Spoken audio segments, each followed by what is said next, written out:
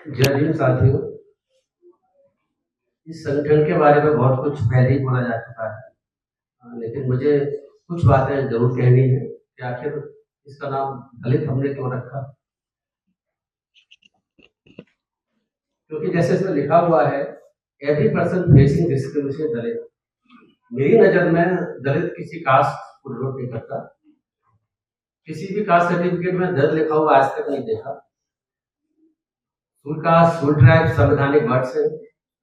संविधान में सूल कास्ट, सूल ट्राइब के रूप में जो जातियां थी उनको वर्गीकृत किया गया है, लेकिन दलित वर्ड्स बड़ा पॉपुलर वर्ड है। पूरे देश में नहीं, पूरे वर्ल्ड में इस दलित वर्ड के नाम को जाना जाता है बहुत अच्छी तरीके से। मैंने यूएनओ में ही जानने की कोशिश करी, वहां भी इस दलित वर्ड का उल्लेख मिलता है। मैंने ये देखा कि जब नेपाल में जो यहाँ सूल कास्ट कमीशन है, वहां पर दलित कमीशन कहा जाता है। इसके अलावा और भी मुझे बहुत चीजें देखने को मिली। डिक्की संगठन बनाया हुआ है देश में अपने में, जो सबसे ज्यादा बिजनेसमैनों का संगठन दलित से रिलेटेड। तो दलित की परिभाषा मेरी नजर में वो है जो सर ने ठीक कहा, डॉक्टर साहब ने, कि दलन जिसका हुआ है, लेकिन ये प्रक्रिया है, चलती रहती है। आज जो दलित है हो सकता है कल दलित ना रहे, जो कल दलित हो सकता है आगे दलित ना बने। मेरे कहने का मतलब ये है कि आज अगर आप मुझसे पूछे दलितों के साथ जो पहले लंबे समय से जो सूलकास्ट कह रहे, जो भी कह रहे, आप सूल कह रहे, कुछ भी कह रहे हैं, जो अत्याचार होते रहे हैं, आज उस कैटेगरी को अब देखें, वो दलित तो है, नए दलित बन चुके जिनका नाम मुस्लिम। मेरा अपना मानना यह है, जो डिस्क्रिमिनेशन देश में चल रहा है पिछले 10 सालों से, संविधान के होने के बावजूद भी जो मैं देख रहा हूं पूरे देश में जो है कानून बनाए जा रहे हैं, हर अधिकार उनका खत्म हो रहा है, कानून बना के खत्म हो रहा है। तो ये नए दलित हैं मेरी नजर में। मैं एक बार और बताता चलूं, मैं लॉ का स्टूडेंट रहा हूँ, मैं जज रहा हूँ। मैंने 21 साल जज की नौकरी दिल्ली में की है। मैं हाथरस से रहने वाला हूँ। जब मैं हाथरस में था तो मुझे लगा कि हम दिल्ली में जब जज बनेंगे, या दिल्ली में एलएलएम करने आया था, दिल्ली यूनिवर्सिटी से मैं एलएलएम कर रहा था, तब जज की नौकरी मुझे लगा मैं कि दिल्ली एक ऐसी जगह है जो नेशनल कैपिटल है, और यहाँ पर पार्लियामेंट तो है ही है, प्राइम मिनिस्टर, राष्ट्रपति, यहाँ पर सुप्रीम कोर्ट, हाई कोर्ट, सारे इंस्टीट्यूशन के हेड यहाँ बैठते हैं। लेकिन जब मैं दिल्ली आया तो मुझे लगा ही नहीं कि ऐसा कुछ दिल्ली में खास है। जो बाहर चल रहा है वो यही चल रहा है। सारा कुछ मुझे जितनी चीजें देखने को मिली, मैं जज बनने के बाद मुझे बहुत सी चीजें और समझ में आई कि किस तरीके से लीगल फील्ड में भी कितनी बड़ी स्थिति है। मैं जज रहा हूँ, बहुत ज्यादा इस टॉपिक पे बोलना उचित नहीं समझता। हमारे बीच में एक जरूर कहूंगा कि एक जज साहब बैठे हुए हैं, पंडित राम साहब हमारे मित्र हैं, जो आए हुए हैं हमारे साथ बैठे हुए हैं, अभी भी जज है इस वक्त दिल्ली में। हम लोगों ने बहुत चर्चा करते रहे लंबे समय तक देश की समस्या पर, बहुत सी चीजों पर। ये जो संगठन बनाने की जहां तक बात है, वो मेरा उद्देश्य ये है कि संगठन बहुत सारे बने हुए हैं, जैसा साथ मैंने बताया। मेरी इच्छा ये है कि ईमानदारी के साथ संगठन का काम किया जाए। मुझे इसका अभाव लगता है बहुत हद तक।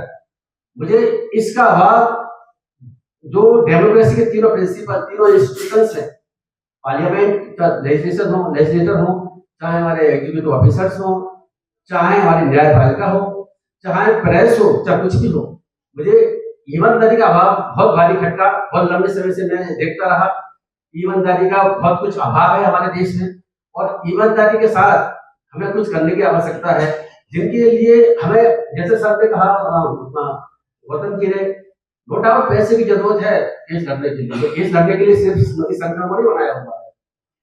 केस लड़ना न्यायपालिका सिर्फ एक भी होता है, कार्यपालिका भी है और विधायिका भी है। हम हर जगह इस दलितों की समस्या को लेकर जाएंगे और अपने काम करेंगे, चाहे तो पैसे का सवाल है, पैसे का सवाल आने के कुछ हो जाए। हमारे गुजरात से हमारे को भाई आए हुए हैं, हमने पूरी तन मन धन से उनकी सेवा करी। ऐसे और भी केस किए, अभी की बात नहीं है। आप कन्हैयालाल जी को देखिए, ऐसा डिस्क्रिमिनेशन नहीं तो बिरला डिस्क्रिमिनेशन है। हम SC एक्ट के तहत केस लगाते हैं, धंधली रखते हैं, मतलब कि मुझे कास्ट के बेसिस पर मेरे साथ ये था, ये किया। लेकिन इस बंदे के साथ क्या हुआ है, राइटिंग में नोटिस दिया प्रिंसिपल ने कि तुम इस जाति से हो, तुम इस घड़े को पियोगे, इस घड़े से पानी नहीं पियोगे। ये राइटिंग में दिया है, मौखिक नहीं हुआ है। ये लेटर है, उस लेटर को हमने इनके एडवोकेट हाई कोर्ट में भी पेश किया। हाई कोर्ट ने इनकी एफआईआर पेश कर दी। हुआ ये था कि 2 घड़े रखे गए प्रिंसिपल बनने के बाद, जब टीचर थे, जब ये इस स्कूल में ट्रांसफर होकर के आए, तो 2 घड़े, एक ग्रीन कलर का, एक रेड कलर का। एक घड़े से कहा गया आप पानी पिएंगे, दूसरे घड़े से बाकी और टीचर्स पानी पिएंगे। उस स्कूल में सिर्फ 4 टीचर है गुजरात में, एक टीचर खाली ये दलित कम्युनिटी से है, बाकी जनरल कम्युनिटी से टीचर है। तो इनको प्रिंसिपल राइटिंग में नोटिस दे रहा है कि आप इस घड़े से पानी नहीं पिएंगे। ये तो मैंने देखा भी नहीं, मौखिक तो बात चलती रहती है, लेकिन राइटिंग में लिख करके देना। उसके बाद इन्होंने बहुत संघर्ष किया, और सबसे बड़ी बात ये, इसके बाद इनका ट्रांसफर हुआ, इनको सिक्योरिटी मिली, बहुत सी और भी रही, मैं उस पर जाना नहीं चाहता, समय हमारे पास कम है, बहुत जल्दी मैं अपनी बात खत्म करूंगा।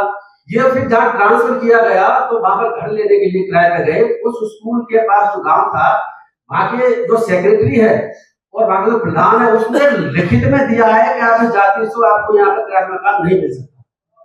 ये गुजरात राज्य में चल रहा है, जो कि मोदी जी कहते हैं कि जो है नंबर 1 का स्टेट है। तो मुझे तो बड़ा दुख हुआ इनकी समस्या को जानने के बाद। ये हमसे बहुत साल, कुछ महीने पहले हमारे कॉन्टेक्ट में आए थे। मैं देश में ऐसी बहुत सी चीजें देख रहा हूँ, जान रहा हूँ, समझ रहा हूँ।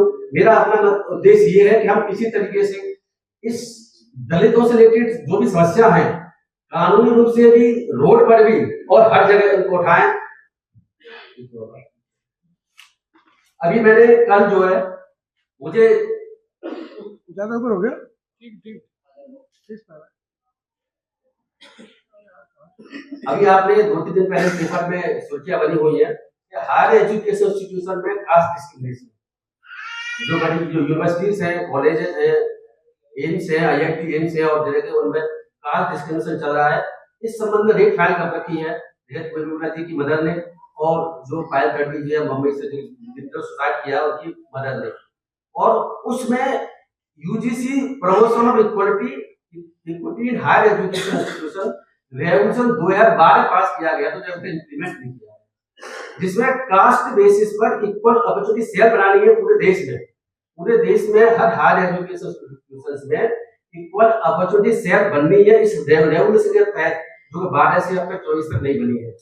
दूसरी बात यह है कि इसमें 115 स्टूडेंट्स अब तक सुसाइड कर चुके सिर्फ IIT में, और जिसमें के मोस्टली दलित हैं। सुप्रीम कोर्ट में केस चल रहा है, सुप्रीम कोर्ट आगे क्या करेगा ये वक्त बताएगा।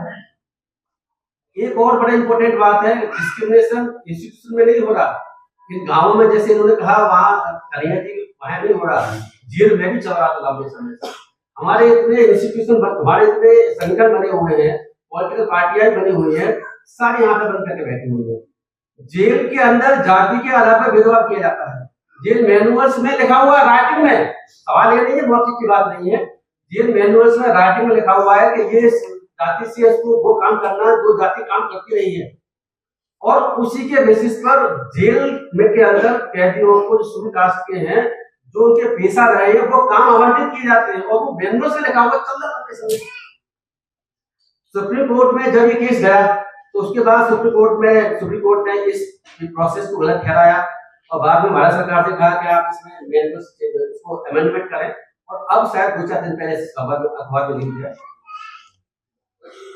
भारत सरकार ने जेल मैनुअल्स में अमेंडमेंट किए हैं, और अभी किसी भी कैदी को इस वजह से जिस जाति का है वही काम उसे वहां जेल में करना पड़े, ऐसा नहीं हो सकता, ऐसा चल रहा है। लेकिन तो बात समझने की कोशिश आप करिए कि राइटिंग में चल रहा है, ये मौखिक नहीं चल रहा है। हमारे यहाँ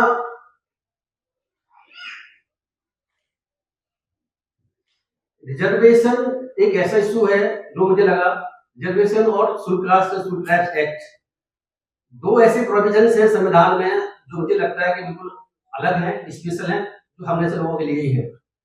इन रिजर्वेशन के संबंध में मैं आपको बताते चलूं कि 2012 में उत्तर प्रदेश में एक रिट फाइल हुई। उस रिट में हुआ ये था कि कुछ सर्टेन कम्युनिटीज, शेड्यूल कास्ट के लोगों को, शेड्यूल ट्राइब्स और ओबीसी के लोगों के लिए भी इलाहाबाद हाई कोर्ट की सिंगल बेंच ने स्टे कर दिया इनिशियल अपॉइंटमेंट में रिजर्वेशन।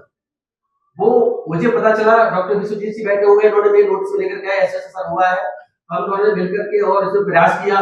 करने के बाद में मैंने वहां एप्लीकेशन, हमें कोई अच्छे एडवोकेट का अभाव है, करने को ठीक बात कही है, हमें अच्छे एडवोकेट नहीं मिले, तो फिर मैंने खुद ही जाकर के इलाहाबाद हाई कोर्ट में 2012-13 में एक पिटीशन फाइल करी पार्टी बनने के लिए, जिससे हम अपनी बात को रख सको। वो जजमेंट पूरी तरीके से अनकॉन्स्टिट्यूशनल था। पहले जजमेंट बहुत सारे सुप्रीम कोर्ट के थे जो कहते थे कि ऐसा नहीं हो सकता, हाई कोर्ट को पावर नहीं थी, उसके बावजूद ऐसा किया। मैं आगे ये भी देख रहा हूँ कि प्रमोशन में रिजर्वेशन शेड्यूल कास्ट के लिए और शेड्यूल ट्राइब्स को जो प्रमोशन रिजर्वेशन की आवश्यक व्यवस्था है संविधान में, वो पूरे देश से करीब करीब खत्म हो चुका है। बावजूद इसके कि व्यवस्था संविधान में आज भी है, जो प्रोविजन संवैधानिक प्रोविजन है वो प्रोविजन अभी भी एग्जिस्ट करता है, लेकिन प्रमोशन में आरक्षण देश में शायद सब राज्यों में कुछ छोड़कर ही खत्म हो चुका है सुप्रीम कोर्ट की जजमेंट के बेसिस पर। तो ईडब्ल्यूएस रिजर्वेशन आया हुआ है नया, जो मोदी ने अमेंडमेंट किया हुआ है। आप अगर मुझसे पूछें, मैं लॉ को बड़ी बारीकी से समझता हूँ, मैं बहुत इसमें मैंने बहुत सारी रिसर्च कर रखी है कि जो रिजर्वेशन में प्रमोशन खत्म हुआ है और जो इनिशियल अपॉइंटमेंट में विवाद चल रहा है, वो भी केस चल रहा है बहुत से कोर्टों में, वो खत्म इस वजह से हुआ है कि 3 कंडीशन की आवश्यकता है। नो डाउट संविधान में बात लिखी हुई है कि जब तक 3 प्री कंडीशंस नहीं होंगी गवर्नमेंट जो है रिजर्वेशन की व्यवस्था नहीं कर सकती। तो 3 कंडीशंस की, यहाँ बैकवर्डनेस का डाटा होना चाहिए। दूसरी कंडीशन है उसमें एडमिनिस्ट्रेटिव डिपेंडेंस होना चाहिए। तीसरा ये है कि इनएफिशिएंसी डिस्टर्ब ना हो। तो इन तीनों को कहीं न कहीं जो कानून बने हुए हैं, रूल्स बने हुए हैं अलग राज्यों में, उसमें कभी सुप्रीम कोर्ट हाई कोर्ट ने पाई और उसको हर जगह संविधान जो रिजर्वेशन प्रोविजन था वो रद्द किया गया है। लेकिन ईडब्ल्यूएस बड़ी विचित्र बात है, जो requirement pre conditions SC ST OBC के लिए रिजर्वेशन देने के लिए है कानून में, वो व्यवस्था ईडब्ल्यूएस कैटेगरी में है नहीं। ईडब्ल्यूएस कैटेगरी को आरक्षण देने के लिए बैकवर्डनेस सिर्फ इकोनॉमिक क्राइटेरिया देखा जाना है, उसमें उनका प्रतिनिधित्व कितना ही देगा नहीं जाना। उसमें ये भी नहीं देखा जाना कि इनके बाद देने से क्या ऐसा तो नहीं है कि एफिशिएंसी सर्विस की डिस्टर्ब हो, वो भी नहीं देखा जाना है। मतलब ईडब्ल्यूएस कैटेगरी का रिजर्वेशन जो है हमसे बहुत अच्छी कैटेगरी, वो कभी खत्म भी नहीं हो सकता इस तरीके से। हमारा रिजर्वेशन जैसे अगर सरकार कानून बनाती है और कोई रिजर्वेशन प्रमोशन में लेकर के आती है तो उसको कोर्ट रद्द कर सकता है, इस कोर्ट कर ही नहीं सकता, क्योंकि वो व्यवस्था संविधान में लिखी नहीं गई है जिसकी वजह से रद्द किया जा सकता है। तो ये दूसरा एक भ्रम ये फैला जाता है हमारे देश में कि जाति के आधार पर हमको रिजर्वेशन मिलता है, ये बिल्कुल झूठ है। ये बिल्कुल झूठ है। जाति के आधार पर रिजर्वेशन नहीं मिलता, बैकवर्डनेस के आधार पर रिजर्वेशन मिलता है।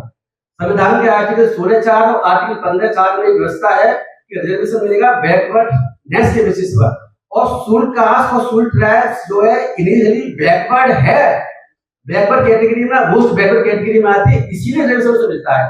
कास्ट के बेसिस पे रिजर्वेशन हो ही नहीं सकता, इस संविधान में लिखा हुआ 16(1) आप पढ़िए देख लीजिए, लिखा हुआ है। कास्ट के बेसिस पर, लिंग के बेसिस पर, इसके बेसिस पर कई बेसिस ऐसे हैं जिसमें कोई व्यवस्था नहीं हो सकती। लेकिन बैकवर्डनेस एक मोस्ट क्राइटेरिया है जिसकी बेसिस पर बैकवर्ड क्लासेस वर्ग का जगह संविधान में, बैकवर्ड क्लास में एससी एसटी के लोग आते हैं, इसीलिए उन्हें संविधान में रिजर्वेशन मिलता है। इस वजह से नहीं मिलता कि भाई लोगों को schedule caste schedule tribes whole backward है, इसलिए रिजर्वेशन मिलता है। तो प्रमोशन में रिजर्वेशन के लिए हमें प्रयास करने की आवश्यकता है। संविधान में व्यवस्था होने के बावजूद भी जो है हमें हर जगह से ये खत्म हो चुका है। डॉक्टर साहब ने जो बेनिफिट्स आए हुए हैं विश्वजीत ने, हमने इसमें बहुत सारी चीजें काम किया हुआ है और हमारी विचार चल रहा है कि आगे किस तरीके से मुद्दों को उठाया जाए। तो सुप्रीम कोर्ट ने कह चुका है कि बैकवर्डनेस की आवश्यकता अब एससी एसटी के रिजर्वेशन के लिए है नहीं। तो आज के समय में बैकवर्डनेस मेन क्राइटेरिया था जिसके बेसिस पे कोर्टों ने सारे देश में एससी एसटी का रिजर्वेशन प्रमोशन खत्म कर दिया है। हम इसमें विचार कर रहे हैं, क्या कर सकते हैं, कोशिश करेंगे इसमें कुछ तो किया जाए। एससी एसटी एक्ट का जहां तक सवाल है, एससी एसटी एक्ट का जब जजमेंट सुप्रीम कोर्ट का आया, रात को मुझे नींद नहीं, मैं ये बात है 20 मार्च 2018 की, हमने डॉक्टर जी ने, संतोष जी खड़े हुए हमारे टीम के मेंबर हैं, इन सब लोगों ने मिलकर के हमने बहुत सारी कोशिशें करी और उसके बाद में हमने एक पतली सी बुक भी निकाली जो डॉक्टर जी हमारे मार्गदर्शन में निकाली। उसके अलावा मैंने खुद जाकर के सुप्रीम कोर्ट में रिव्यू पिटीशन फाइल करी जजमेंट के खिलाफ। जज होने के बावजूद भी 2018 में 2 अप्रैल को जब आंदोलन चल रहा था देश में, उसी दिन और उसके जब भारत सरकार की रिव्यू फाइल हुई थी, नेक्स्ट डे को मेरी रिव्यू फाइल हो चुकी थी। तो मैंने जज रहने के बावजूद भी समाज के साथ ये लगा रहा। 12 में मैंने इलाहाबाद हाई कोर्ट में रिव्यू फाइल करी, 2018 में मैंने सुप्रीम कोर्ट में एससी एक्ट हरीश फाइल करी। मेरी ये प्रक्रिया चल रही है। मैं इस नौकरी की वजह से, बंधनों की वजह से बहुत कुछ नहीं कर पा रहा था, तो मैंने नौकरी से बिहार देने का फैसला किया जिससे मैं समाज के साथ जुड़ सकूं और आगे कुछ कर सकूं। मैंने 2014 में रिजाइन किया था, लेकिन हाई कोर्ट ने मेरा एक्सेप्ट नहीं किया। वो एक अलग अलग अलग इतिहास है। लेकिन जब 20 साल पूरे होने के बाद मैंने बीआरएस लिया हुआ है, मैं आपको वादा करता हूँ ईमानदारी के साथ ये संगठन काम करेगा। कोई सूरत नहीं है पैसा और बेईमानी का, ईमानदारी का संगठन काम करेगा। चाहे कुछ भी हो जाए, चाहे हमारा कुछ भी हो जाए, कोई कुछ भी कर ले, अपने उद्देश्य की पूर्ति के लिए मैं राकर के संतोष जैसे बहुत समय साथी लगे हुए हैं और लगे रहेंगे। आप जल्दी ही देखेंगे देश में बड़े पैमाने पर जो चीजें छूट रही है और जो नहीं हो पा रही है करने की कोशिश करेंगे। बाकी मैं ज्यादा कुछ इसलिए चाहता बोलना मुझे कुछ और भी था, क्योंकि समय का अभाव है। 6 बजे तक हमारे पास ही है। और राकेश जी बोलो, थैंक यू वेरी मच। जय हिंद।